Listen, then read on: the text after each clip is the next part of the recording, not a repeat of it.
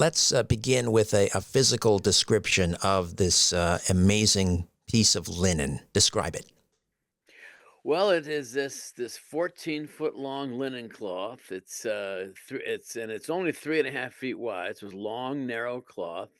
It's in Turin, Italy, hence called the Shroud of Turin.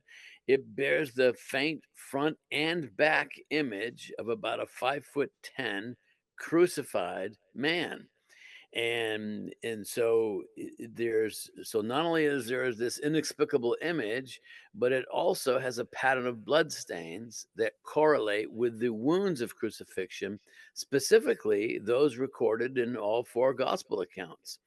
And so the question for the ages has been, could this cloth be the actual burial shroud of Jesus, or is it nothing more than an elaborate medieval hoax?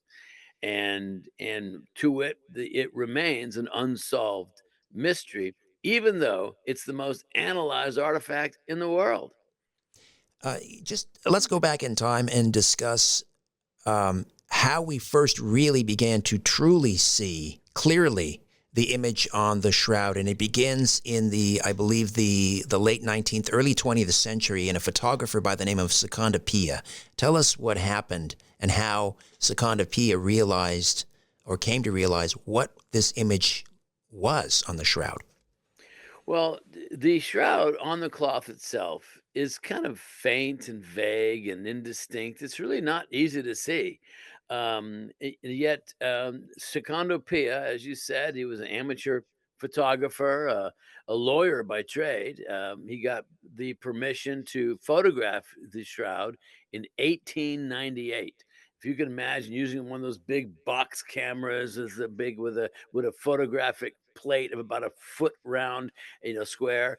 And he finally takes a couple pictures and goes back into the dark room in his apartment in Turin. And as he's pulling this big negative out of the developer solution, this emerges a image that no one has ever seen before. He's the first one to ever see it. And that for some reason, the image on that appears in the photographic negative is much clearer, much more lifelike, much more distinct, even seems to contain more information than what we see on the shot itself.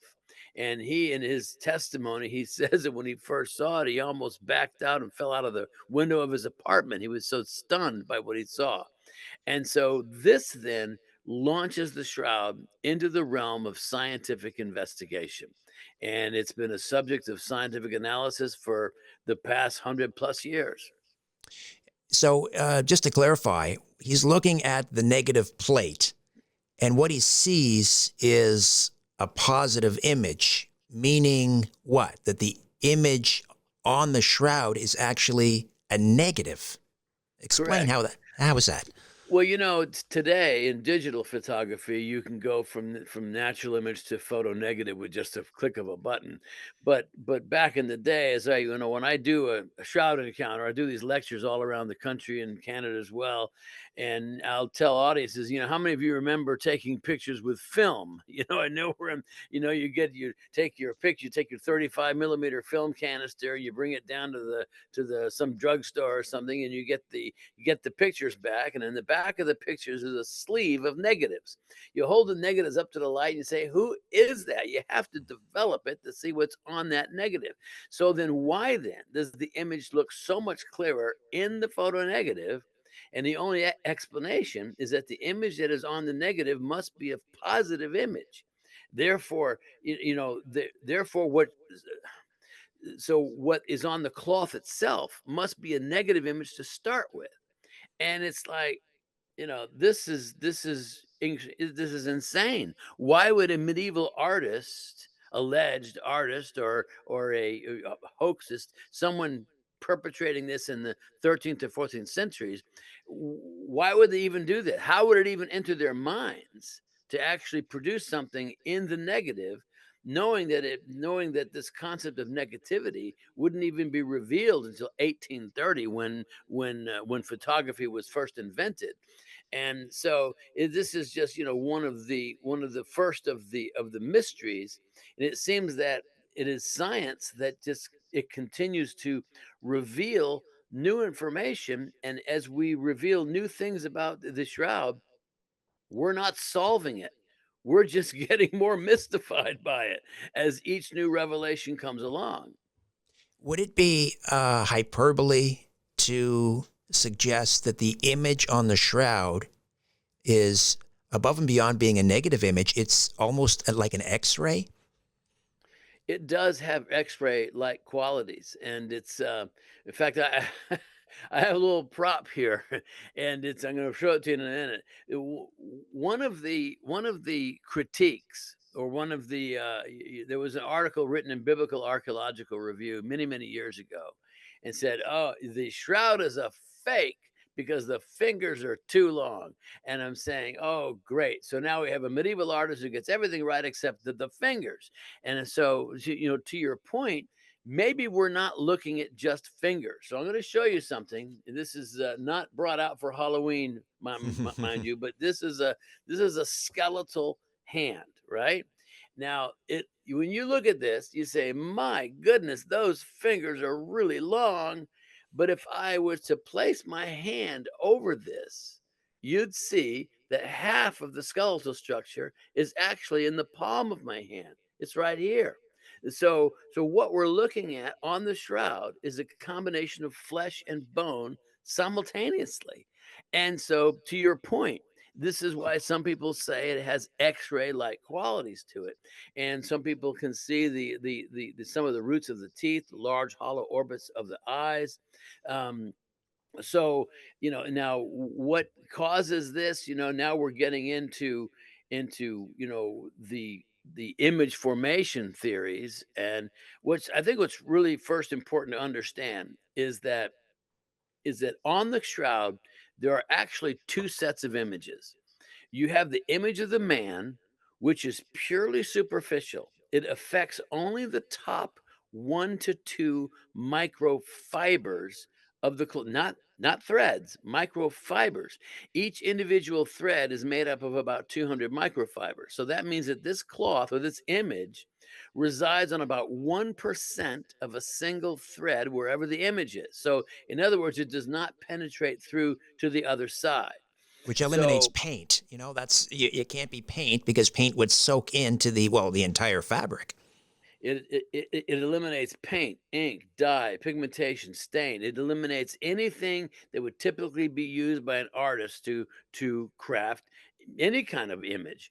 And it's so the image itself is purely superficial, and also it's uniform in intensity, top to bottom, front to back. Everywhere you look at it, it's the same.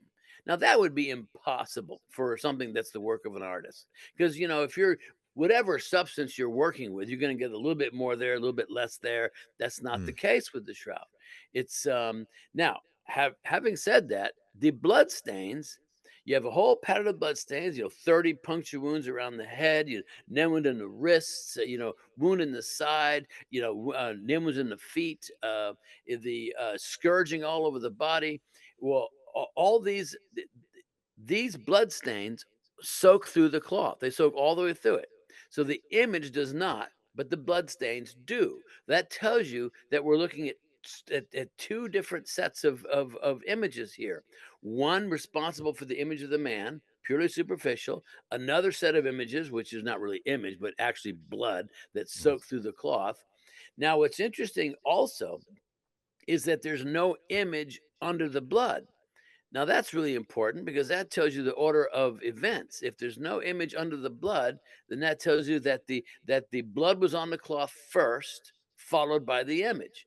Well, that makes sense if it's authentic. Good Friday followed by Easter Sunday, but it makes no sense if it's the work of an artist. And it would be ridiculous. Why would an artist put a whole pattern of blood stains of someone of a crucified man and then try to figure out how to wrap the image around it? That would be ridiculous. No artist would even attempt that. And it's again, to we've as far as the allegations of it being the work of an artist, they say, it's a work of a 14th century artist. Well, we've looked at every artist in the 14th century. We've looked at all their work, all that they've done, and there's nothing in the 14th century that is even remotely similar to what we see on the shroud. In fact, the shroud stands singular and unique throughout all of human history. There's nothing similar before it, nothing similar after it. And so it's just this astonishing thing. And could it be some people call the shroud the first selfie? Could it be a photograph of the resurrection? I don't know. Well, I just want to go back to something you said that I think is vitally important, and that is the two images. Well, one is not an image; it's the blood stains, and then the image of a crucified man whose wounds match up precisely with the gospel accounts of the crucifixion, and we'll come back to that as well. But you said it's basically it is a depiction of Good Friday and Easter Sunday. Good Friday, of course, that's the crucifixion. Those are the wounds. That refers to the blood stains. Easter Sunday is the resurrection. So the image, you're saying, is a result of a resurrection